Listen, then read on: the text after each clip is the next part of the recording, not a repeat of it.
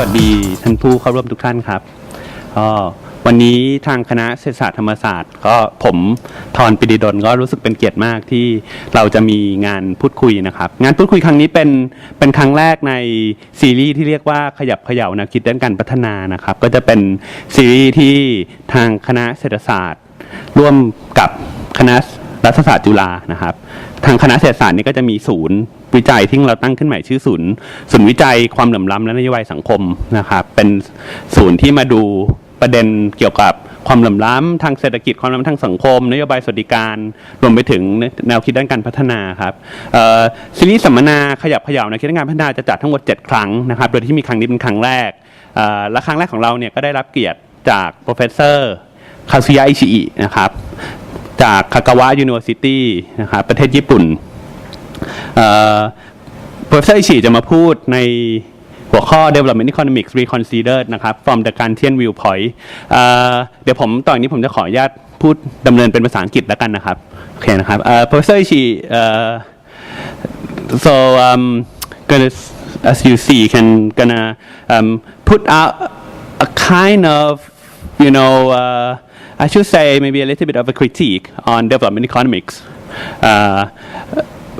through his specialization he's I should say specialized in ideas of Mahatma Gandhi and so I should say let's begin the seminar thank you Professor Ishii very much and please welcome Professor Ishiiสวัสดีครับผมชื่ออิชินะครับมาจากประเทศญี่ปุ่นนะครับยินดีที่ได้ต้องรับเชิญของมหาวิทยาลัยธรรมศาสตร์ด้วยที่นี่เป็นสถานที่เคยเรียนหนังสือเป็นนักศึกษาแลกเปลี่ยนจากมหาวิทยาลัยวาเซดาโตเกียวนะครับรู้สึกว่าตื่นเต้นที่ได้มีโอกาสที่จะกลับมาที่นี่อีกด้วยนะครับแต่ว่าตอนนี้ขออนุญาตที่จะพูดเป็นภาษาอังกฤษด้วยครับโอเคนะโอเคToday I am going to talk about development economics reconsidered from Gandhian viewpoint. ไม่ค่อยถนัดเลย Well, it's about 1 hour. Is it okay with you to talk about the thing for that amount of time? Okay. Well, in order to introduce the topic of today's talk, development economics has been created since 1950s, and it aims at alleviating world poverty by means of achieving economic growth of a given society or enhancing people's capability, the capability of people living in these countries. World poverty was recognized in the context of what is called a North-South problem, and this problem was again perceived in the context of East-West problem, in other words, what is called Cold War. International development thus had a purpose of not only alleviating world poverty, but also preventing poor countries from turning communist.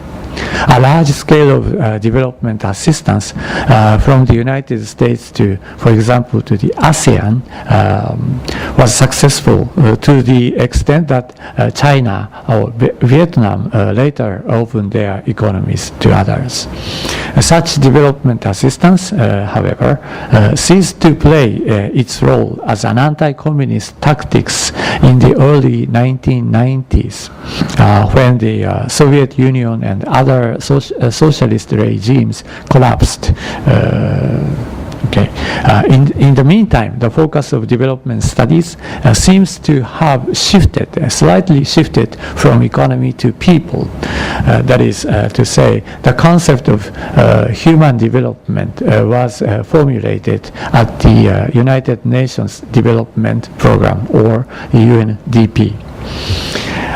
It would look good if human development index have been increasing in Asia and other places in the world. However, development observed there is inviting a greater number of people to compete over ever decreasing natural resources and further destroy the ecosystem. The North, the rich countries, have long been depleting fossil resources, polluting air, water, and lands, destroying forests, and driving other living things into extinction to a large extent. In this context, it is a Gandhian thought that would question the course of material development and propose the idea of smallness. So today's topic here. Today's presentation, I'd like to reconsider development economics as well as its background from a Gandhian viewpoint. First, let's look at the situation of world poverty in the context of North-South problem. And next, let's talk about the situation of East-West problem or Cold War. And then we are going to discuss about development economics, and I put my focus on takeoff theory and human development theory. And later, I'd like to introduce to you the idea of small is beautiful, which was indicated by Ernst Schumacher, a Gandhian economist. Okay, so this is the sort of outline of today's talk. Okay, so the purpose of my talk today is to find out the future way of our society, which will be sustainable and environmentally sound. So first, world poverty and North-South problem. Figure 1 shows that at present 7.3 billion people are living on this earth, among which nearly 16% are living in high-income societies, while around 84% are in middle income or low-income societies. And the top 16% would receive 64% of the world GNI, and the rest 84% of people would share the rest, that is 36% of the world GNI. So there is a big disparity between the rich and the poor in this global society. For example, in the United States, the per capita income is around $56,000, which is greater, more than 200 times of that of Burundi, that is $260. The case of Japan is very similar, which is 150 times of that of Burundi, and in case of Thailand, it is 22 times. So figure 2, this is the shares of world GDP. This line is Asia as a whole, from year 1950 to the predicted year 2030, and here this purple line is for the United States, and this blue line is for the Western Europe, and green line is for Japan, and red one is China, and the yellow one is for India. So according to this figure, United States, Japan, and United States, Japan, and Western Europe, they are losing their shares in the world economy, while China, India, and other Asian countries are gaining greater and greater shares. Despite Japan's decline, the share of Asia as a whole is predicted to exceed 50% of the world GDP year 2030. This brought about a significant decrease in poverty rates, defined as the percentage of population living under the poverty line, which is defined $1.99 a day in year 2011, purchasing power parity. So if you look at Asia, East Asia and Pacific, it sharply dropped from 60% to 3.5%. In South Asia, it's from 45% to 15%. Sub-Saharan Africa experienced a very little decrease from around 55% to 41%. The figure 4 tells almost the same story. Exception is accepted for Sub-Saharan Africa, where the number of people in the poverty line, under the poverty line, increased from around a little more than 200 million people to 400 million. Okay, so as a result, almost 1 out of 10 persons still seems nearly under the condition of what Robert McNamara defined as the absolute poverty.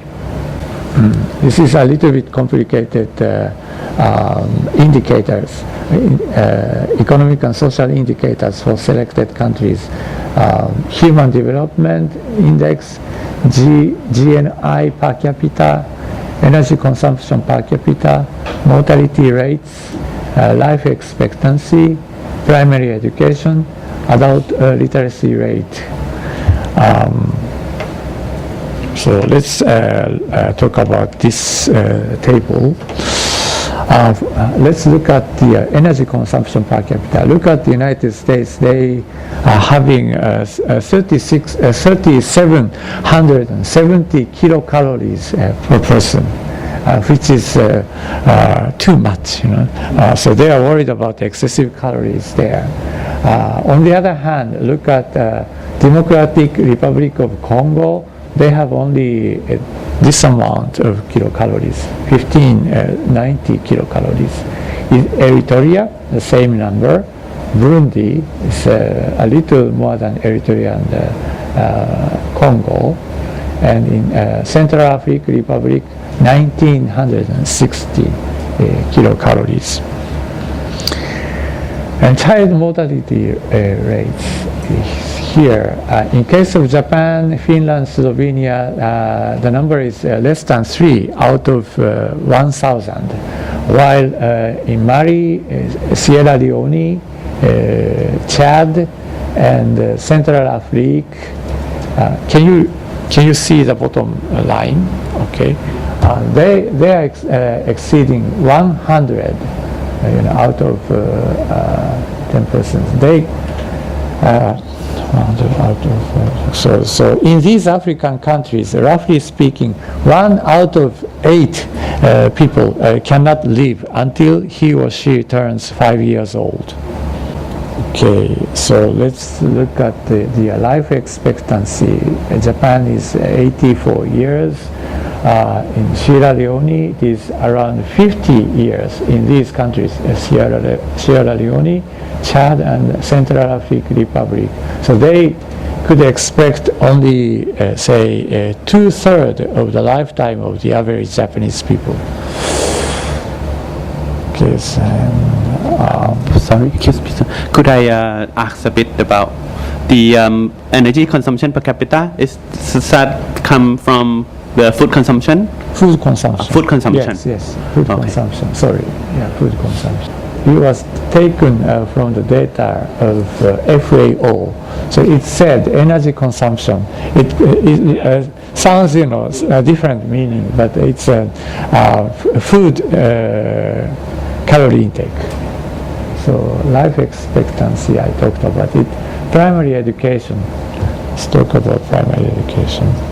The human capability results in and from low productivity of a given society with very few resources allocated to education. Eritrea's enrollment, for example, is 51%, and while in Gambia, where is Gambia here, is 66%. In these countries, the adult literacy rates are 74%, which is not very low compared with the primary education rate. But in Gambia, the adult literacy rate is as low as 56%. And example in Mali and Burkina Faso and some other countries like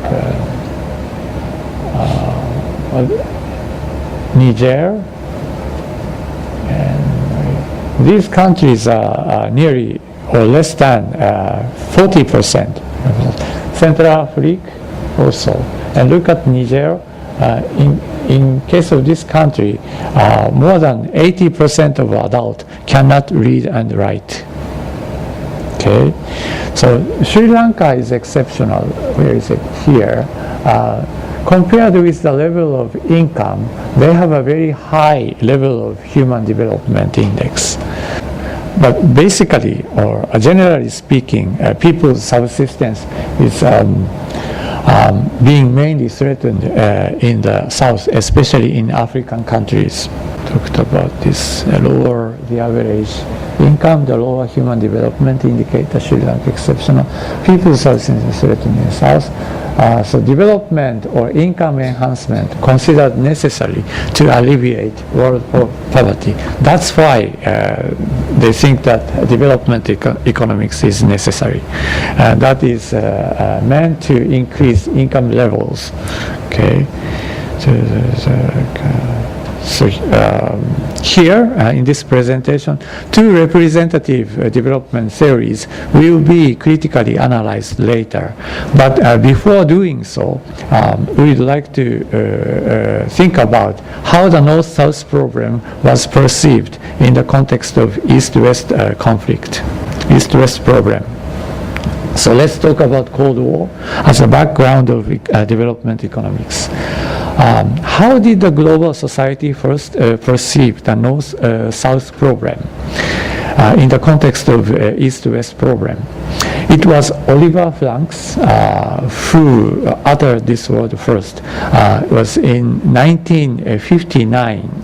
He talked about, he gave a speech at United Nations, United States, as the ambassador of the United States, and he uttered this word in 1959. He said, earlier the problems of East-West tension were dominant. Now we have the North-South problem of equal importance. It is connected with the former, but has its own independent and equal being. And Cuban Missile Crisis occurred in 1962, and then the United States had a great fear that if Latin American countries were forced to remain poor, they might turn communist and threaten its own security. President John F. Kennedy, therefore, attempted to form the Alliance for Progress for these countries to join, and proposed the idea of a development decade at the United Nations. In such political tensions between the East and the West, the United States and other developed Western societies systematically started their development assistance to the Third World. In East Asia, the United States fought against Vietnam to prevent the latter and its neighbors from turning communist. Before Robert McNamara became the World Bank president, he led the war against Vietnam as the U.S. Secretary of Defense. According to Susan George and Fabrizio Sabelli, his army utilized people snipers, infrared sensors, cluster bombs, landmines, and chemical defoliants to kill and maim Vietnamese soldiers and civilians alike. The United States leaders thought military assistance would not be sufficient to secure their own national security. So they supplemented with it economic assistance to the other nations that would belong to the same bloc as the United States. The ASEAN was created in 1967 to block communist expansion in that region. The U.S. assistance to the ASEAN was successful to the extent that its members achieved high economic growth. That induced socialist countries like China and Vietnam later to follow their path of economic growth. Now, as the World Bank president, Robert McNamara asserted in 1973 that the absolute poverty should be eradicated. He said, the extremes of privilege and deprivation are simply no longer acceptable. Such a humanitarian attitude of his, however, should be understood to have had an anti-communist mission to be conducted or fulfilled with non-military means. His two different phases or two different positions as the U.S. Secretary of Defense and the World Bank President were indeed serving for the same national interest of the United States. Now it is clear that international development started as political tactics. Development assistance has been substantially implemented by the member countries of the OECD or Organization of Economic Cooperation and Development. Their assistance had a strong purpose of maintaining such values as freedom and market principle that supported developed capitalist societies. It is generally considered good for a poor society to follow Western-style modernization by inviting development assistance and direct investment from developed societies. In East Asia, Japan, South Korea, Taiwan, and ASEAN members, including Thailand, already started such modernization in the 1950s and 60s, while China in the late 1970s and India in the early 1990s. It is development economics that would explain the process of modernization of a given society. Let us thus next see Walt Rostow's theory of takeoff and Amartya Sen's theory of human development, which would represent such economics in the Cold War and post-Cold War period, respectively. Rostow's theory of takeoff is among those most important that founded development economics. His book, Stages of Economic Growth, a non-communist manifesto, was published in 1960. Its nature as an anti-communist ideology is clearly indicated in its subtitle. The theory asserts that every society would experience takeoff on the process of shifting from agriculture to industry. The stages of economic growth are formulated to be first, traditional society; second, preconditions for takeoff; third, takeoff; fourth, drive for maturity; and fifth, the age of high mass consumption. This compares economic growth of a given society to a movement of an airplane to take off, go up, and fly stable at a certain altitude. Rostow's theory describes how every traditional society would take off as a result of shock events and autonomously grow affluent with durable consumer goods. However, the goal of high mass consumption entails a massive depletion of natural resources and similarly massive destruction of the environment, as already observed in the United States. Subject to the limits of resources and environment, it will be impossible for each of the world's 7.3 billion people to consume as many things as the average US citizen does. Nevertheless, this theory greatly influenced development economics in the 20th century.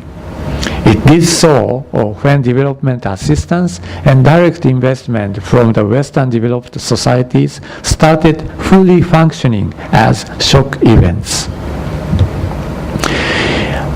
In the 1950s and 60s, many development theories were created besides Rostow's. That is, Prevish Singer theme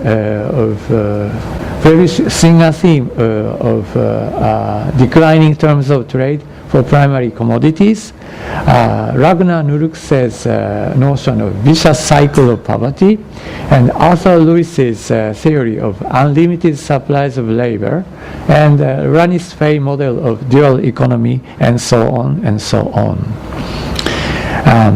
As Prebisch did, some of those voiced from the South, they pointed out illegitimacy of the world economy governed by the North, the rich countries, and advocated industrialization for the third world. However, they oftentimes described ways of Western-style development which would deeply share the same value with Rostow's takeoff theory. Okay. Now, development assistance ceased to play its role to prevent communism when the Cold War was over around 1990. Then the focus of international development clearly shifted from economy to people. The theory of human development was then mainly formulated at the United Nations Development Program. It was Amartya Sen who took an important part in the formation of that theory with his concept of capability. So now let's talk about Sen's theory of human development. His concept of capability was defined as a set of functioning bundles representing the various alternative beings and doings that a person can achieve with his or her economic, social, and personal characteristics.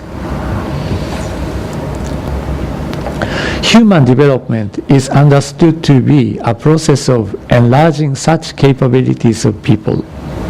UNDP's Human Development Report 1990 thus took a position that the goal would not be income enhancement but enlargement of people's choice. Okay. The UNDP refined the concept of human development into that of human security in 1994.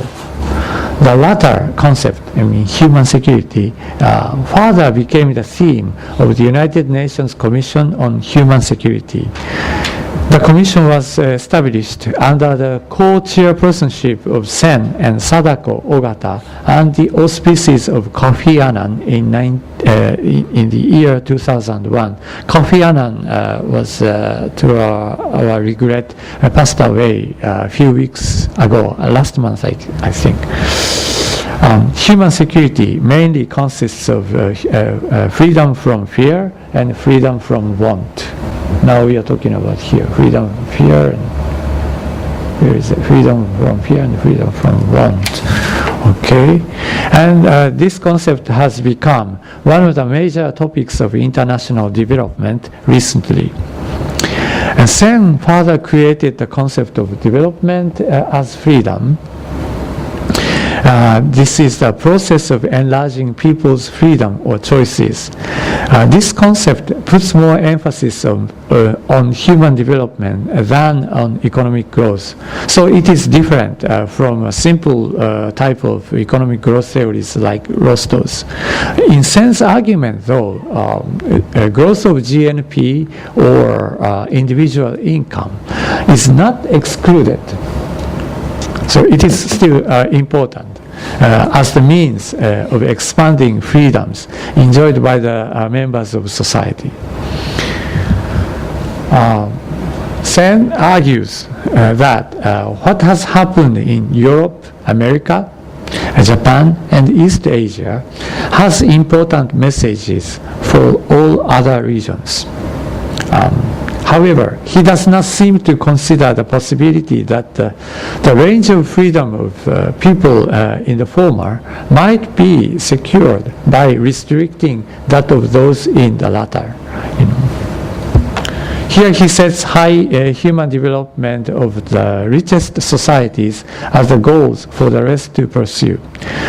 This view would basically approve what have been attained in the developed societies, similar to Rostow's theory that sets a society of high mass consumption at the end of economic growth. The problems of Rostow and Sen's theory. Neither Rostow nor Sen thus takes any stance that development on the one hand might be attained at the cost of underdevelopment on the other. They would also fail to consider that human beings are living with other living things within the limits of resources and the environment of the earth.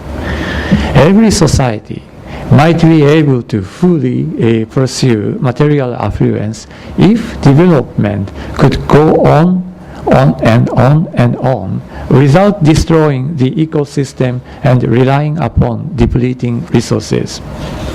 However, in order to sustain such development of a small portion of world population, mankind has already been largely consuming fossil fuels, rapidly polluting water, air, and lands, and driving other living things into extinction. If this observation is correct, development economics may have to change its own course. To think about a possible new course of it, let us next discuss about the idea of small is beautiful, which Ernst Schumacher, a Gandhian economist, asserted. Schumacher. He published Small is Beautiful, a study of economics as if people mattered, in 1973. According to Shiro Saito, who translated this book into Japanese, this book is a total challenge to gigantism and materialism that constitute the very foundation of modern philosophies in the West. It was meant to explore economics that would be able to deal with global resource depletion and environmental destruction in the 20th century. He refutes a dominant modern belief that the road to peace is to follow the road to riches as follows. The belief is divided into three propositions. First, universal prosperity is possible. And second, its attainment is possible on the basis of materialist philosophy of enrich yourselves. And third, this is the road to peace. Okay, regarding the first and second propositions, he says, an attitude to life in a single-minded pursuit of wealth does not fit into this world because it contains within itself no limiting principle, which the environment is, while the environment is strictly limited. And regarding to the third one, he suggests that the foundations of peace cannot be laid by universal prosperity, because such prosperity, if attainable at all, is attainable only by cultivating greed and envy, which destroy the peacefulness of man. So indeed, Schumacher considers the cultivation and expansion of needs is the antithesis of freedom and peace. He believes that only by a reduction of needs can one promote a genuine reduction in those tensions which are the ultimate causes of strife and war. So this attitude of his was in fact based on the following words of Mahatma Gandhi. If I was asked to pick up Gandhi's words, I will choose this one, and I'd like you to bring back home today. Okay? Gandhi said, "The earth provides enough to satisfy every man's need, but not for every man's greed." Understand this, right? So in order for us to maintain human society within the ecosystem, ever bigger machines entailing ever bigger concentrations of economic power and exerting ever greater violence against the environment should never be chosen. On the other hand, we need methods and equipment which are cheap enough and accessible to virtually everyone, sustainable for a small-scale application, and compatible with man's need for creativity. These small-scale methods and equipment represent Schumacher's concept of intermediate technology, which was later to be called appropriate technology, and this was again grounded on Gandhi's philosophy that the poor, where is it? The poor of the world cannot be helped by the mass production, only by production by the masses. So intermediate technology meant to contribute not to the mass production, but to the production by the masses.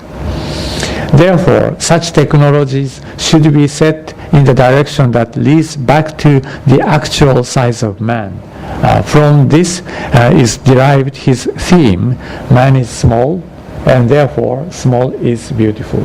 So based on the idea of small is beautiful, Schumacher established the Intermediate Technology Development Group in London in 1965. In order to develop intermediate technologies or raise funds, various other organizations were established in the United States, France and Germany afterwards. Also established were organizations to promote such technologies in India, Pakistan, Ethiopia, Sri Lanka, Tanzania, Indonesia, Kenya, and so on. Schumacher's thought would never form the mainstream of development studies when the theories of Rostow's takeoff and other Western-style modernization had an enormous power. Intermediate or appropriate technologies were considered intrinsically underdeveloped here, okay? Intrinsically underdeveloped. For example, Indira Gandhi, do you know who was? Indira Gandhi was used to be a prime minister of India. By the way, she was not related to Mahatma Gandhi. She was a daughter of Jawaharlal Nehru, but by chance got married with someone whose name was Gandhi. So she became Indira Gandhi. She's a modernist politician, different from the ways of Gandhi's thinking. Anyway, so Indira Gandhi, where is it? Indira Gandhi sounded undoubtedly persuasive in the general election in 1980 when she labeled appropriate technology as part of a Western conspiracy. He said like this: Western conspiracy to keep India and the third world perpetually backward. This was one of the reasons why the Indian National Congress, after regaining power, could easily promote centralized modernization policies, including nuclear power plant development. However, Gandhian advocacy to reduce human needs is mainly directed to the better off classes, rich people in the global society. It is thus clearly wrong for us to understand this to be such a conspiracy as Indira Gandhi described. Developmental policies based on orthodox economics have been struggling to alleviate poverty within the globally expanding economy. On the other hand, Gandhian economics would rely upon simple technologies to revive liveliness of man and hence raise the poor out of poverty within a small, say, human-scale economy. So this is the example of intermediate technology. Gandhi was working on what is called charka. Charka is a spinning wheel. By the way, I brought something to show you today. These are cotton. You know cotton, right? Your clothes are made of cotton. And this jacket is also. This was hand spun and hand woven, not machine made at all. Do I have a cap? Oh, I forgot.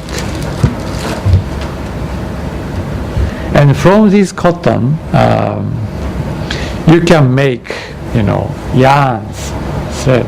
This is what I made by myself, okay? And this goes to become like this. If you may not have any chance to touch the hand-woven, hand-spun, hand-woven cotton clothes, right? So I'm gonna circulate these things to you so that you could touch at least. You can wear this too if you want, okay? Against the tide of mass production, mass consumption of the world. If you spin beautifully, by the way, this is a cotton seed. If you want, then I have only 2 left. If you could spin beautifully, and then the last one is going to be. The idea is the lower technology level, the more opportunities to be provided for the working people. That is the idea of intermediate technology, I think. So, because it's cold, just in case I will wear this. Okay. In Thailand, it's so hot outside, but inside it's so cold all the time. So I have to carry this all the time. Okay. Anyway. So, conclusion. The North-South problem was recognized in the context of East-West problem, right? In the middle of 20th century. The former still remains a great issue threatening human subsistence even in the 21st century, when the latter, the East-West problem, seems to have almost gone. Rostow regards high mass consumption, and while Sen regards high human capability as the goals of development for the third world to pursue. When they do so, they tend to approve what high-income societies have attained. If all mankind fully pursue development at the global scale, we would need much more amount of resources to be utilized and much more portions of the environment to be destroyed than at present. This attitude would surely create causes of strives and tensions to a greater and greater extent. In that case, policies aimed to solve poverty may further destroy a livelihood of the most vulnerable. On the other hand, Schumann thought is to avoid destruction of the ecosystem, including mankind, by means of taking a turn to a small economy. That would require the wealthiest to give up their wealth beyond the portion necessary for them to maintain their own living. When I say this, it's very difficult. ไม่ค่อยสบายใจเท่าไหร่เพราะว่า I am also one of the I have to admit that I'm also one of the member of the richest society. Maybe people here attending is also, I think. So it's very difficult when I feel I am like a hypocrite when I say this. Anyway, I have to admit that. So, since Adam Smith to Rostow and Sen, economists have been largely considering how to provide people with livelihoods and welfare on the process of economic growth. Schumacher and other Gandhians would rather consider how people could live together within a small economy, subject to the limits of environment and resources. People may reject the idea of a small economy when they admit what the present situation of global economy looks like. In that economy, though, they would pursue high mass consumption or consumption far beyond the levels enough to maintain people's living. However, the more unrealistic the idea may look to their eyes, the more fundamental criticism against that situation it would conceive. In other words, the idea would indicate a logic for us to overcome the difficulties in the present world and find a way out for the future. Thank you for listening. That's about it. I hope you understand.My English. Okay, so I shall perhaps sum up the key point in Thai a little bit here. คือ Professor Ishii เริ่มจากฉายภาพให้เห็นเรื่องการพัฒนาในโลกก่อนนะครับให้เห็นเส้นทางว่าจริงการพัฒนาแม้ว่าในปัจจุบันเนี่ยก็ยังมีปัญหาที่ก้าวไม่พ้นโดยเฉพาะปัญหาเรื่องความเหลื่อมล้ำแตกต่างระหว่างประเทศที่พัฒนาแล้วกับประเทศที่กำลังพัฒนานะครับอาจารย์Ishiiกล่าวย้อนไปนิดนึงให้เห็นเส้นทางนะครับว่าสภาพเหล่านี้เนี่ยแม้ว่าผ่านการพัฒนามาเนี่ยทำไมถึงยังเป็นอยู่นะครับก็ฉายตั้งแต่จุดกำเนิดของสิ่งที่เรียกว่าการพัฒนานะครับหรือว่า international development อาจารย์Ishiiย้อนให้เห็นว่าจริงๆเส้นทางประวัติศาสตร์ของการพัฒนาเนี่ยเริ่มนะครับมาจากบทบาทของสหรัฐในการเข้าร่วมต่อสู้สงครามเย็นนะครับเพราะฉะนั้นการพัฒนาจริงๆถ้าจะย้อนไปเนี่ยเหมือนกับโยงอยู่นะครับความพยายามใช้การพัฒนาเป็นส่วนหนึ่งในการต่อสู้กับสงครามเย็นของอเมริกาเองแม้ว่าทิศทางนี้เนี่ยนะครับจะลดลงไปนะครับโดยเฉพาะหลังจากยุค 90 นะครับที่เริ่มมีการพูดถึงการพัฒนาแบบอื่นๆนะครับเช่นการพัฒนาบนฐานของการมีมนุษย์เป็นศูนย์กลางนะครับอาจารย์เล่าให้ฟังถึงอมตะเซนนะครับว่าเป็นคนที่มองการพัฒนาต่างไปนะครับต่างไปจากคนก่อนหน้าเช่นอย่างรอสตอร์ที่มองว่าการพัฒนาคือการก้าวไปสู่สังคมสมัยใหม่การก้าวไปสู่สังคมที่อยู่บนฐานของ mass consumption เซนคิดว่าการพัฒนาเป็นเรื่องของการสร้างเสรีภาพนะครับเป็นเรื่องของการให้คุณภาพชีวิตมนุษย์อย่างรอบด้านนะครับแต่ว่าการพัฒนาของเซนเนี่ยสุดท้ายก็ยังไม่ได้ข้ามพ้นสิ่งหนึ่งที่อาจารย์บอกว่าเป็นหัวใจหลักที่ยังไม่มีแนวคิดด้านการพัฒนาข้ามพ้นไปได้นะครับก็คือหัวใจเรื่องความจำกัดของทรัพยากรนะครับการที่ไม่มีแนวคิดที่ยังไม่ได้ให้ความสำคัญหรือใส่ใจกับปัญหาความจำกัดของทรัพยากรแล้วก็ปัญหาสิ่งแวดล้อมอย่างเพียงพอเนี่ยนะครับทำให้ก็ยังเป็นจุดอ่อนของเศรษฐศาสตร์พัฒนาอยู่นะครับอาจารย์บอกว่าจริงๆถ้าจะหันมาใส่ใจเรื่องความจำกัดของทรัพยากรหรือแม้กระทั่งเรื่องสิ่งแวดล้อมได้เนี่ยนะครับจริงๆมันต้องก้าวไปอีกขั้นหนึ่งครับก็คือก้าวไปสู่แนวคิดที่หันมามองเรื่องการจำกัดสิ่งที่เรียกว่า need นะครับการจำกัด need ของมนุษย์เองซึ่งก็นำให้อาจารย์นำเสนอแนวคิดที่เป็นสายของมหาตมะการทีขึ้นมานะครับที่ชี้ให้เห็นว่าจริงๆสิ่งสำคัญก็คือมนุษย์ต้องยอมจำกัด need ของตัวเองมันถึงจะทำให้โลกเนี่ยสามารถ sustain ไปได้ในภาวะที่ทรัพยากรมีจำกัดในภาวะที่สิ่งแวดล้อมไม่สามารถที่จะรองรับความต้องการของคนทั้งโลกได้นะครับอาจารย์ก็บอกว่าถ้าเกิดไปทางนี้เนี่ยบางทีอาจจะต้องหันไปมองสิ่งที่เรียกว่าเป็น small technology นะครับเทคโนโลยีขนาดเล็กไม่จำเป็นจะต้องเป็นสิ่งที่เหมือนกับพยายามใส่ใจนิดทุกคนแต่ว่าเป็นสิ่งเล็กที่มนุษย์สามารถสร้างสังคมที่อยู่ร่วมกับมันได้ ครับก็คิดว่าสรุปประมาณนี้นะครับแล้วก็ต่อไปจะขอเปิดเป็นช่วงถามคำถามนะครับให้กับผู้เข้าร่วม Okay, we are now in a Q&A section นะครับอาจารย์ so anyone who would like to answer like to ask question sorry อาจารย์อิชิ will answer anyone who would like to ask question can raise their hand introduce themselves and pose a question to Professor Ishii ครับ we have like half an hour right so yep เมื่อสักครู่อาจารย์ธรยังไม่ได้ให้อาจารย์ธรช่วยสรุป small is beautiful ตอนนั้นโดยส่วนหนึ่งอันที่สองคือตอนฟังท้ายๆที่ฟังดูคลับคล้ายคลับคาเหมือนกับหลักเศรษฐกิจพอเพียงของในหลวงรัชกาลที่ 9 ก็เลยขอ professor ช่วยเพิ่มเติมให้ขอบคุณค่ะ I think this is a question you can address right the connection between the idea small is beautiful and the King Ramadan sufficiency economy I think the idea of เขาเรียกว่าอะไรนะครับเศรษฐกิจพอเพียงนะครับ the idea of เศรษฐกิจพอเพียง and the idea of small is beautiful have a lot of things in common. I'm not sure to what extent he was reading Schumacher's book of Small is Beautiful, but as far as I hear from the Thai people about the story or the way of thinking of พระมหากษัตริย์รัชกาลที่ 9, I think there are many similar things between the two persons. Thank you very much for your question. Okay, then maybe I kind of like encourage you to ask question by asking question myself.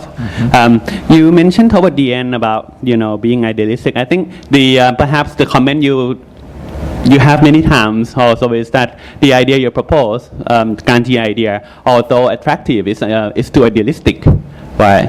And to the extent that we probably don't really see much of the actual application in the actual world. So if you want to say it's actually possible, what kind of policy you can see that would be based on Gandhi and apply actually in the real world?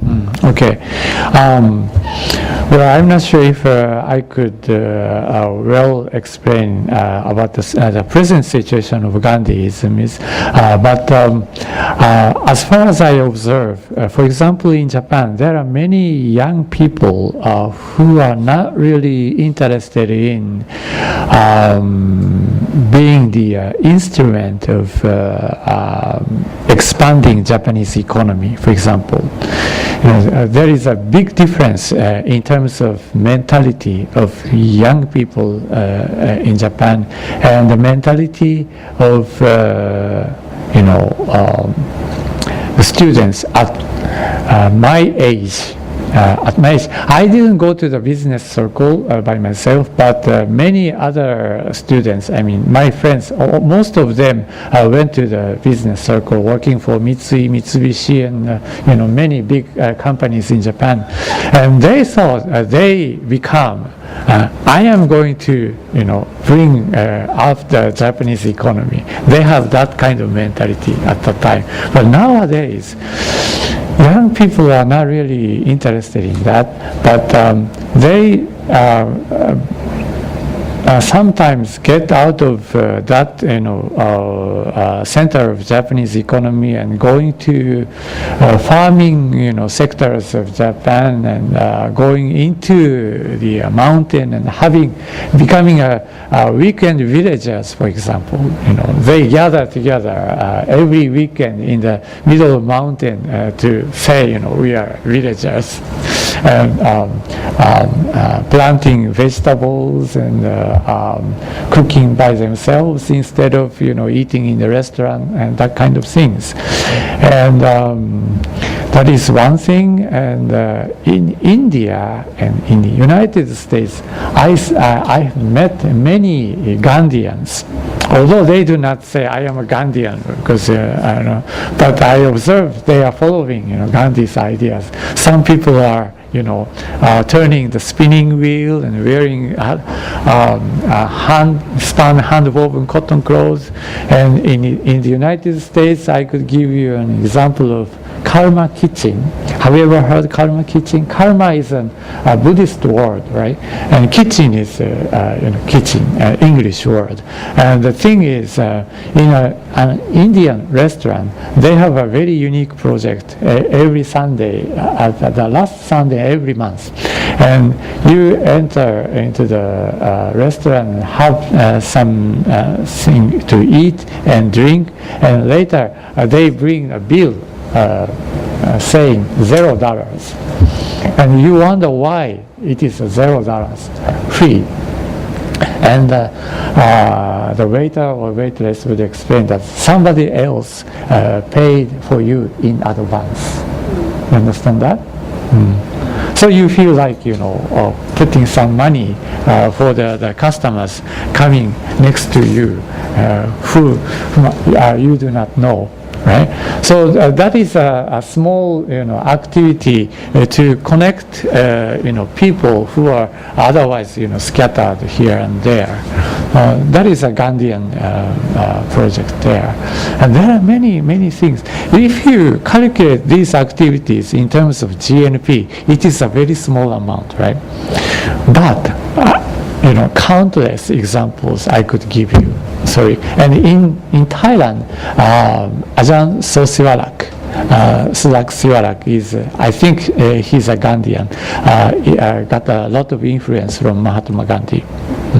Although he has a different idea sometimes, but I still consider him as a Gandhian, Sosiwarak. แค่นี้ผมไหมครับ Other question ถามเป็นภาษาไทยก็ได้นะครับอาจารย์จะเข้าใจหรือถ้าไม่เข้าใจเดี๋ยวผมช่วยแปลให้นะครับครับผมทางนี้ครับเชิญเลยครับเดี๋ยวทางนี้ก่อนแล้วทางนู้นนะครับ Well, thank you very much for your lecture. I'm Kantamani from Mahidol University, and I also will resonate with Ajahn Thorn's comment that Gandhian idea is quite idealistic, and it's very hard to put it into practice. And I also have further questions on that particular issues. That, in your opinion, will Gandhian concept survive in an ever-changing world as we live today? Because now we know that it survived so far. Obviously we talk about it today, but will it survive, especially when the younger generation are looking at the world differently than your generation or mine even? So will that survive? And also when we talk about the simple technology, we actually, in the world now, we try to use a more advanced technology to deal with the environmental problem. We don't go back to a more, the Gandhian idea of try to be in a local area, produce yourself what you want to eat or use, but rather we go in another direction. So the first question is, will Gandhian concept survive in maybe 10 years time? And if it survive, will it stay alternative to development, or will it ever be at all a possibility for it to be a mainstream development, in your opinion? Okay, thank you very much for asking. Well, I think I would say that it would survive, although it would take a long time for Gandhism to become a mainstream way of thinking. It takes a long time because it is still this gigantic materialist world is still going. This is surviving right now, but I would say it is survivable because look at the big philosophers, thinkers, or politicians in the 20th century. For example, Mao Zedong in China, Lenin, Stalin in Russia. Nobody talks about these people now. After the after the Cold War was over. But even after that time, there are many researchers who are focusing their attention on Gandhi. So Gandhi is a sort of, not a boom, but still surviving at least in the academic area. And in the area of economics, I am I think I am only one or two in Japan who talk about Gandhi, but Gandhi is an economist and going to the opposite end from the mainstream economics at all. But if he is going to the opposite end, that means he has a strong power of criticizing the mainstream. No matter to what extent it looks unrealistic, it has a very important meaning. The more advanced the present economy, including Thai economy of the world, is going, the more important Gandhis would become in the future, I think.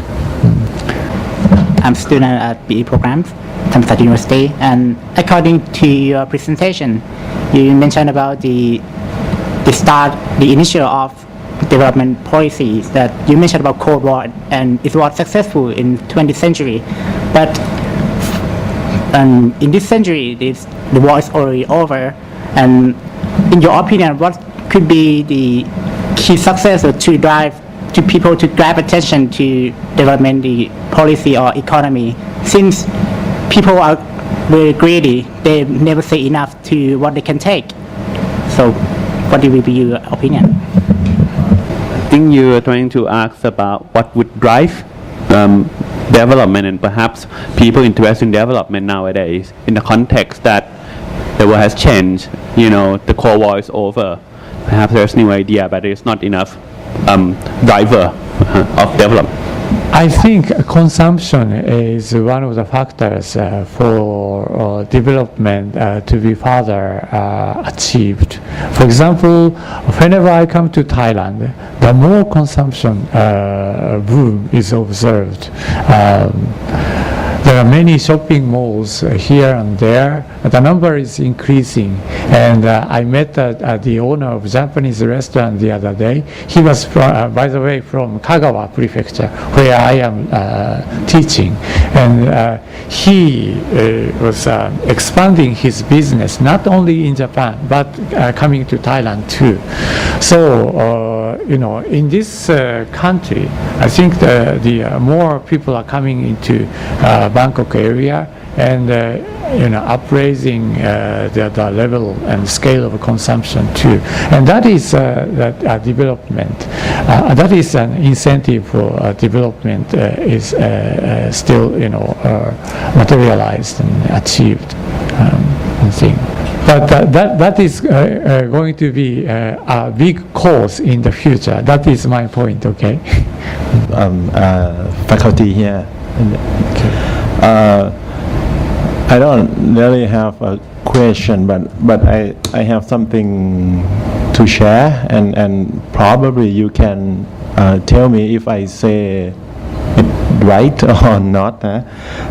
One of student, the master student here at the Faculty of Economics, just proposed me a very interesting topic on his thesis.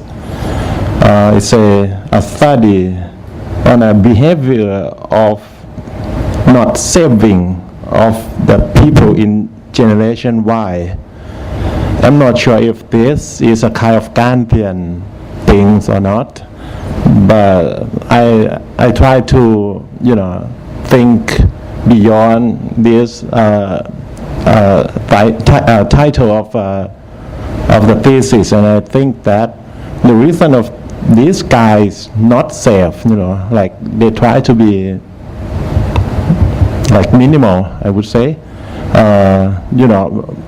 Nowadays we can find pictures of young guys who claim themselves to not have anything, like they have just they have almost nothing, like they have just clothes, a bike, in a rental apartment, and no more things.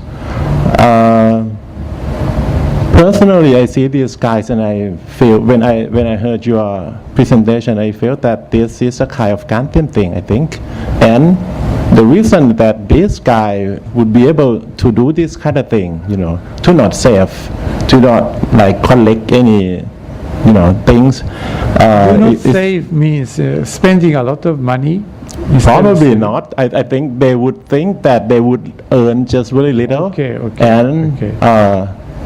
and they just don't want to have anything because they can be alive, in the society with So nothing. small number of things they have. Yeah, I feel it that way. Oh, very much Gandhian, I would say. Yes, and personally, I feel that these guys could do this kind of thing because they have a high level of safety nets in their life.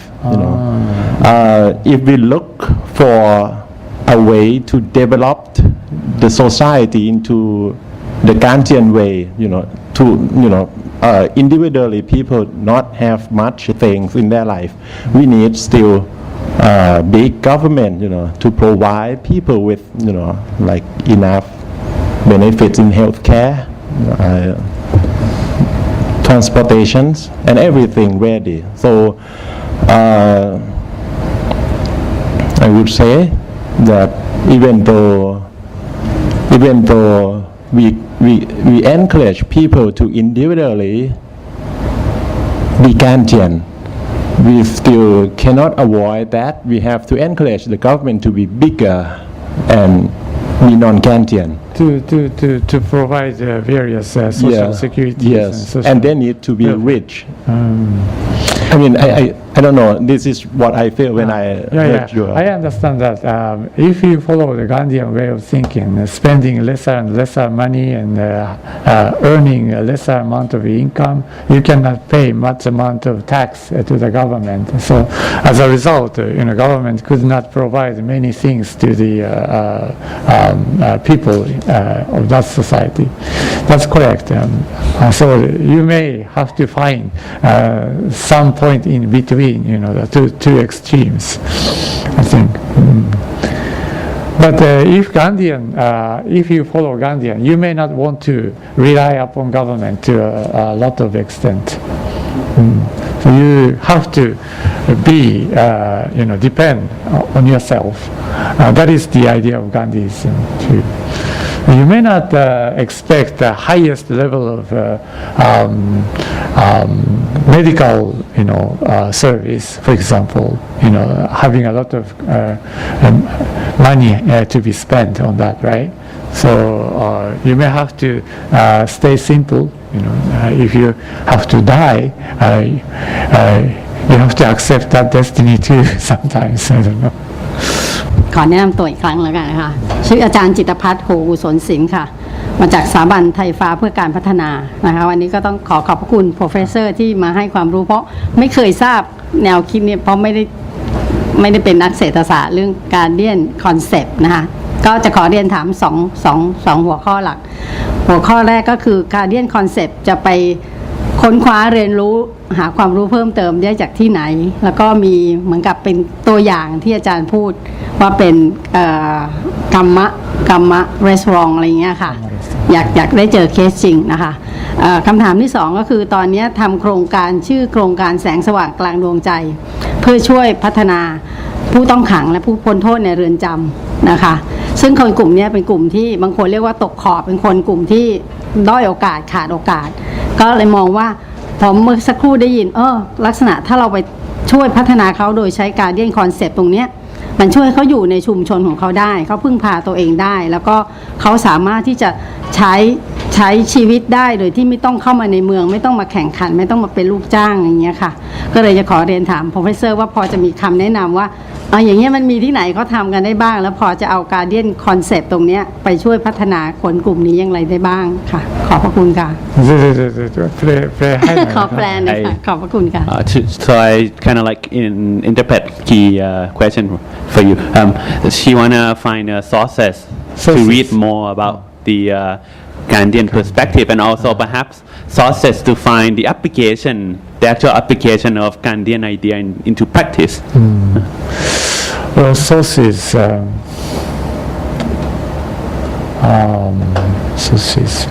Okay. In English, I wrote some papers. I can give it to you if you want. Otherwise, Sociolog wrote something about Gandhi, I think. Sociolog. And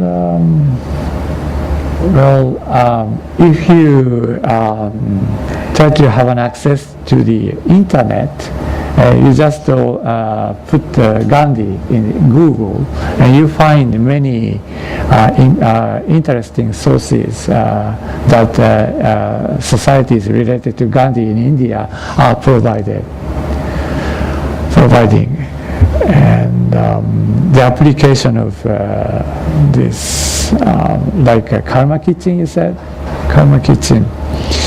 I am not sure in Thailand, I cannot think of it, but karma kitchen is spelled like K-A-R-M-A and kitchen. And you could see what's going on there in the United States, in San Francisco, Berkeley, and in New York City, and in India, Ahmedabad, and maybe in Delhi and some other cities, and they are doing karma kitchen. And sometimes in Tokyo too, they have that kind of project. Not every month, but once or twice a year, here and there. So this is one question, and the second one is. That's okay. The second one is related to the prisoner project. I'm doing the project for helping the prisoner or the prisoner who released from the prisons to get the job to develop themselves and not to be get into the prison again.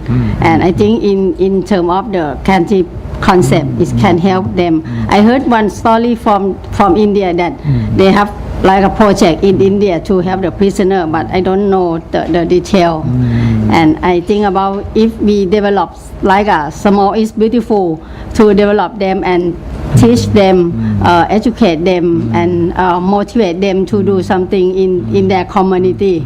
Yeah, that's a good idea.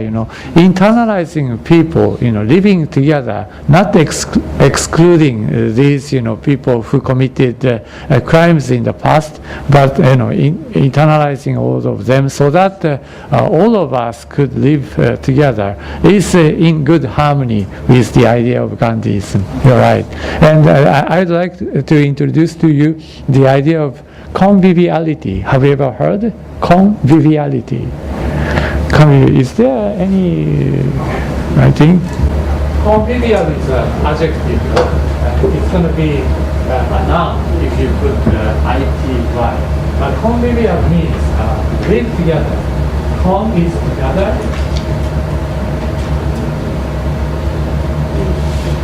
Or with.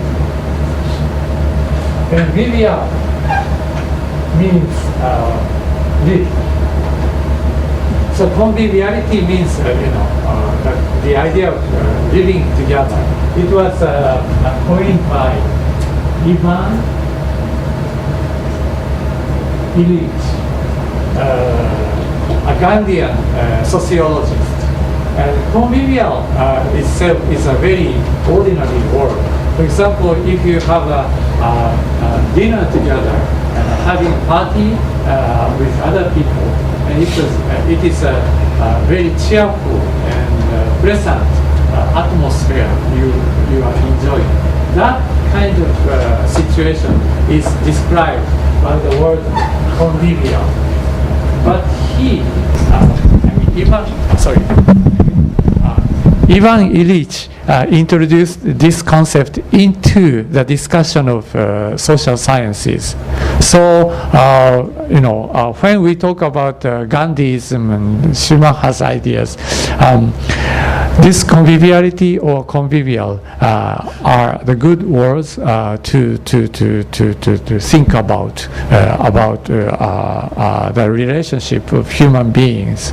And I am actually, feeling very convivial, right now, having a good talk with you people. Hi, my name is Saranchana and I'm from the Research Center. So I have two questions. One is on historical perspective and one is on prospect of the future. The first question is that Gandhi proposed that, for example, a village would spun its own clothes. Has he seen that happening in any village, and was it successful before?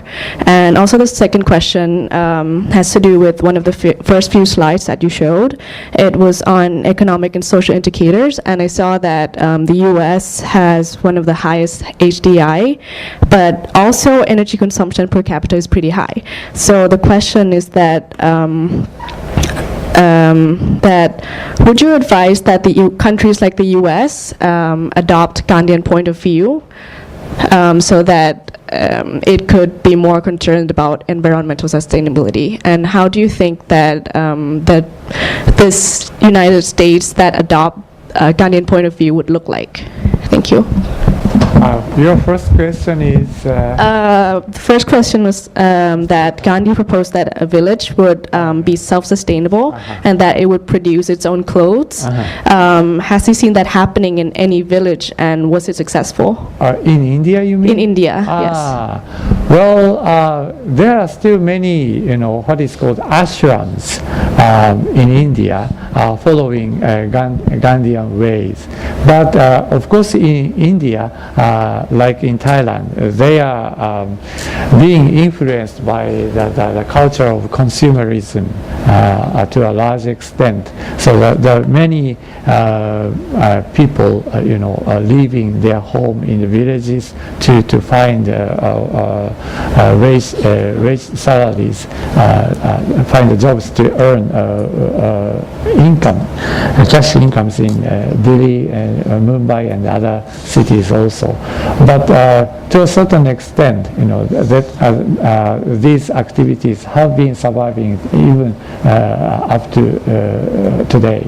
Okay, and in Bhutan also there is a project of preserving villages and producing cotton clothes, hand spun, hand woven, and that these villages have a connection with NGO, a non-governmental organization in Tokyo, where they recruit people to go to Bhutan for the study tours.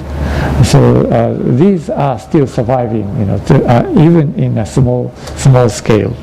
And the second one is the United States. If the United States would adopt the idea of Gandhi's, right? That's your question. Well, then the whole world would change, at once. It takes a long time, right? But some people in the United States, as far as I look at them, are fed up with the material, prosperous lives that they are conducting from several decades in the last.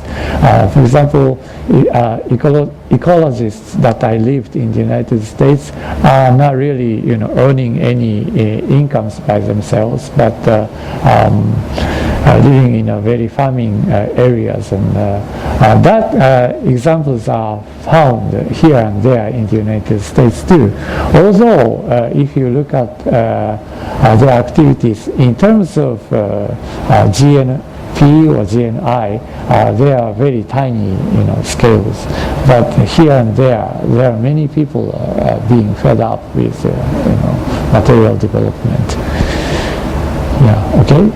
Thank you very much. Maybe the last question, and okay, I can ask. So I'll finish the last question. You mentioned a few times in the slide about the wealthy will need to give up their wealth as well. Part of the wealthiest need to give up their wealth. It's part of the solution. I mean, like Kantian solution maybe to the problem of the world. But I mean, then what would be the mechanism? And I'm a bit kind of like, not sure. If the wealth give up their wealth, how would they kind of like, will there be a system of redistribution? Which mean in a way has to be big state as well, right, in order to create that system.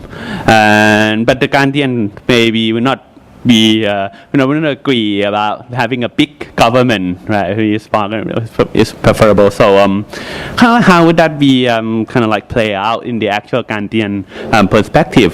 The risk giving up wealth, and where would that go? How would that be spread? Well, there is no mechanism, for the wealthiest to give up their wealth to be distributed to the poor, right? But the wealthiest are expected to give up their wealth spontaneously. That's the idea of Gandhism. No pressure, no violence, no, for example, law enforcement. Okay, they are required to give up their wealth spontaneously. But at least we could try not to have more and more. Even if you do not, give up what you have right now, but to think about the limited resources of the earth.